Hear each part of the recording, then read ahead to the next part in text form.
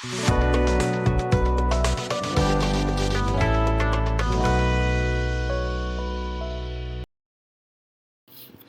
दोस्तों, learning next में आपका स्वागत है। आज हम जिस मॉड्यूल के बारे में बात करने जा रहे हैं उसका नाम है वेयर इट इज़ इन्वेंट्री।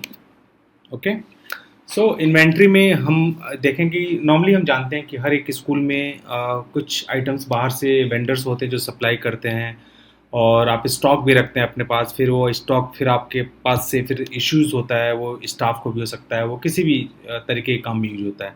तो पूरा रिकॉर्ड मेंटेन करने का मॉड्यूल है। तो पहले हमको सप्लायर डिफाइन करना पड़ता है कि आपको कौन कौन से आइटम किस किस सप्लायर से मिल रहा है। जैसे मैंने एक सप्लायर डिफाइन किया हुआ है, कैमलिन स्टेशनरी। मतलब कैमलिन के जो भी सामान होते हैं, चाहे वो मार्कर हो या फिर पेंसिल हो या फिर इरेजर्स हो या फिर कोई बुकलेट हो, है ना, तो वो सारा हम इस वेंडर से लेते हैं। ठीक है। इसके बाद हम स्टोर करते हैं, तो हम ये देखते हैं कि हमारे स्टोर्स जो हैं वो किस तरह के स्टोर हैं। तो हम स्टोर के नाम बनाते हैं। जैसे जैसे हो सकता है कुछ लेबोरेटरी से रिलेटेड कोई आइटम हो तो वो इस स्टोर में जाएगा, लाइब्रेरी से रिलेटेड है तो उसमें जाएगा, स्पोर्ट्स से रिलेटेड है तो इस वाले स्टोर में जाएगा। तो ऐसे मल्टीपल हम स्टोर्स बनाते हैं। इसके बाद आइटम की कैटेगरी डिफाइन करते हैं कि जो आइटम हमारे पास आ रहे हैं उस आइटम की कैटेगरी क्या हो सकती है। तो ये स्पोर्ट्स हुआ, स्टाफ का ड्रेस हुआ, फर्नीचर हो गया, या फिर आप क्या नाम है, आप लिख सकते हो कोई भी इलेक्ट्रॉनिक्स चीज़, है ना, जैसे बैटरीज। ओके, तो मैं एक बना देता हूँ बैटरीज, क्योंकि बहुत सारे ऐसे इक्विपमेंट होते हैं जो बैटरी से चलते हैं, जो कि रिप्लेसमेंट के लिए हमारे पास सप्लायर्स होते हैं।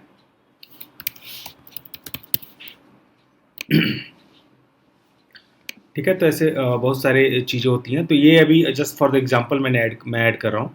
अब ऐड आइटम आया। अब कोई आइटम जब आपके पास आता है तो आपको बताना पड़ता है। जैसे सपोज आया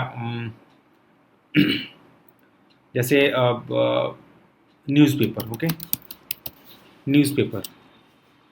सो न्यूज़पेपर की कोई कैटेगरी हमने डिफाइन तो करी नहीं है, तो कैटेगरी या तो डिफाइन करिए फिर न्यूज़पेपर ऐड करिए। अगर मैं लेता हूँ कि सपोज चौक, या फिर कोई आइटम आया इरेजर्स।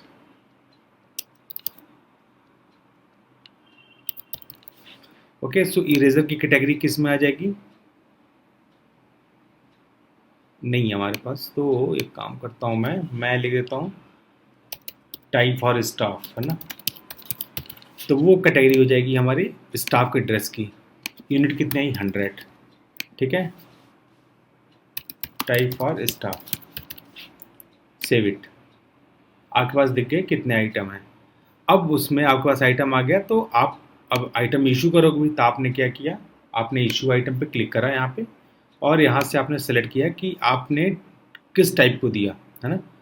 तो सपोज मैंने दिया रिसेप्शनिस्ट को। रिसेप्शनिस्ट का नाम आ जाएगा, इशूड बाय जो black, issue date this today, return date suppose you can put it 30 or something, and item category you can select staff dress, uniform or not uniform, tie. Okay, so it's not showing the available quantity, right? I have to check this add item stock. Okay, I have to add this staff dress, item tie. Okay, supplier this, and it will be going the suppose library store. I'm just, it should not be, and I want to quantity 100, purchase price you can add 100, date is today, save it. So this is now added. Now you can go in the issue item. Now it will show you. Okay, issue item, item category. I have taken staff dress, and now tie. It will show me 100 quantity, right? Quantity, suppose today I have given to 10 people. Okay, and this field also I have to select, like I am giving to whom, suppose librarian. This is the name, issued by Joe Black, and issue date today. Return date you can put in 24.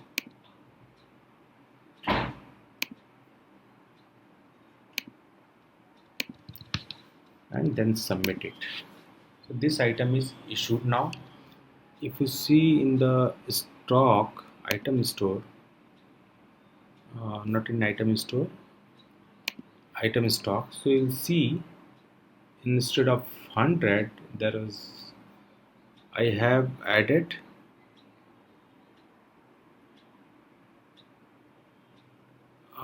issue item. Now item would be this one is coming here, right?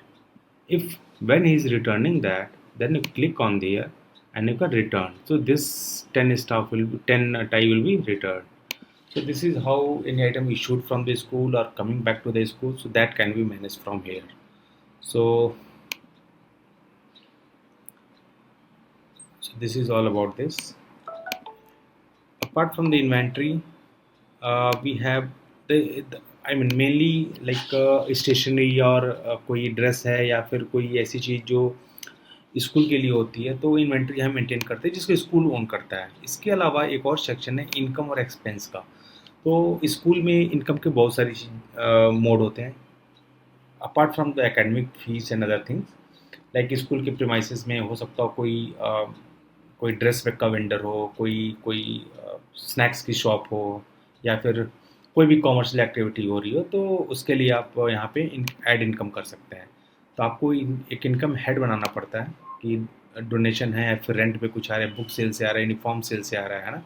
तो ये information यहाँ डालने के बाद आपको income में वो add होता जाएगा। ऐसे ही आप एक्सपेंस में भी ऐड एक्सपेंस कर सकते हैं कि स्कूल से बहुत सारी चीज़ें होती हैं, जैसे कि एक्सपेंसेस होते हैं।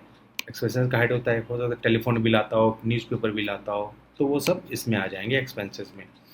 तो ये नॉर्मली स्कूल्स में यूज़ होता है जस्ट टू ट्रैक कि हमारे स्कूल्स के एक्सपेंसेस कितने हैं apart from the academic things. Okay, तो वो हम यहाँ से मैनेज कर सकते हैं। Okay, thank you.